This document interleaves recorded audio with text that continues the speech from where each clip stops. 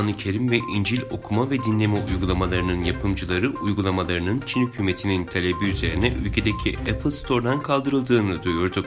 Kur'an Mecid uygulamasını yapan Pakistan Veri Yönetim Hizmetlerinden yapılan açıklamada Çinli yetkililerden konuya ilişkin daha fazla bilgi bekledikleri belirtildi. Şirketin uygulamasının Çin'de yaklaşık 1 milyon ve dünya çapında yaklaşık 40 milyon kullanıcısı bulunuyor. Koronavirüs pandemisiyle birlikte özellikle Çin ve İngiltere'de başlayan tedarik krizinin boyutu giderek büyüyor. Enerji ve gıda kriziyle mücadele içinde olan Çin'le ilgili olarak IKEA'dan yeni bir açıklama geldi. Mobilya devi Çin'deki tedarik krizi nedeniyle mağazalarında ürün sıkıntısı yaşanabileceğini açıkladı. İngiltere'de son dönemde artan tedarik krizi ise perakende, imalat ve enerji sektörlerine yayılarak ülke ekonomisini sarsıyor. Rus donanmasıyla Çin donanmasının Ortak Deniz 2021 tatbikatı sırasında aynı bölgede bulunan ABD savaş gemisine sınır ihlali yaptığı gerekçesiyle Rus savaş gemisi tarafından müdahale edildi.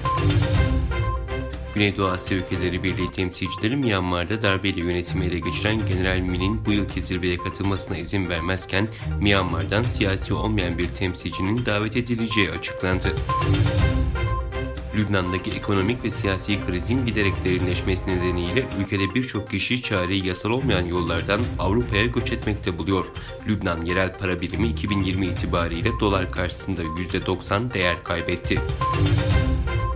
Amerikan Ulusal Havacılık ve Uzay Dairesi NASA 12 yıl sürecek olan Jüpiter misyonunu başlattı. Jüpiter'in etrafındaki Truva asteroidlerini inceleyecek olan Lucy adlı uzay aracı Florida'daki Uzay Kuvvetleri İstasyonu'ndan Atlas 5 roketiyle uzaya fırlatıldı.